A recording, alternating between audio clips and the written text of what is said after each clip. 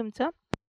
तरी आज एक आपण चटणी बनवणार आहोत, जी आपण पोळीबरोबर, भाताबरोबर, डोस्याबरोबर किंवा आणखी काही नाश्त्यांचे प्रकार असतात त्याबरोबर एन्जॉय करू शकतो. त्यासाठी लागणारं साहित्य आहे कांदा, टोमॅटो, बेडगी मिरची,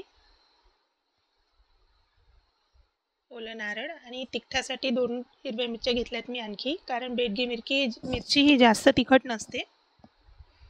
आधी आपण मिरच्या थोड्या तेलात परतून घेणार आहोत.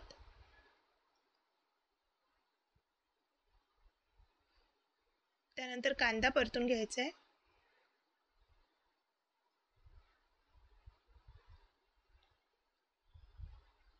कांदा होत आला की त्यात टाकायचे टोमॅटो.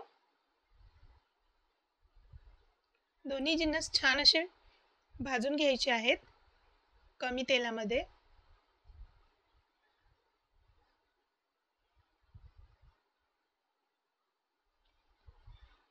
आणि कांदा टोमॅटो भाजून झाल्यानंतर लसूण टाकायचं आहे आपल्याला.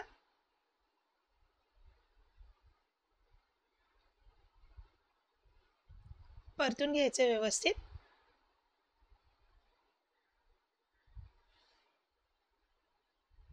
त्यानंतर शेवटी ओलं नारळ टाकायचे. ओलं नारळ हे कमी प्रमाणात घेतलेलं आहे मी, जास्त नाही आहे. 2 टोमॅटो 2 कांद्यासाठी एवढं नारळ भरपूर होतं. त्यानंतर शेवटी टाकायचे मीठ टाकून आणखी एकदा परतून घ्यायचे. परतून झाल्यानंतर एका प्लेटमध्ये काढायचे आणि थंड व्हायला ठेवायचे. थंड झाल्यानंतर मिक्सरमध्ये पिसून घ्यायचे आपल्याला. थोडं जाडसरच पिसायचे, जास्त बारीक नाही करायचे. त्यानंतर एका कढईत तेल घ्यायचे आणि फोडणी करायची आहे. खमंग बसली पाहिजे फोडणी. आधी टाकायची आहे राई, नंतर मेथीचे दाणे टाकायचे, भरपूर असा कढीपत्ता टाकायचा आहे, हिंग, यात जिरं टाकलेलं नाही आहे मी. आणि त्यानंतर आपण वाटलेली जी चटणी आहे ती चटणी ॲड करायची आहे आणि मस्त खमंग फोडणी या चटणीला बसली गेली पाहिजे. लगेच परतून घ्यायचे. परतून घेतल्यानंतर मिक्सरच्या भांड्यामध्ये आणखी जी चटणी उरलेली आहे त्यात थोडं पाणी ॲड करायचे आणि छान मिक्स करून घ्यायचे. बघा तरीसुद्धा किती चटणी होती आपली मिक्सरमध्ये.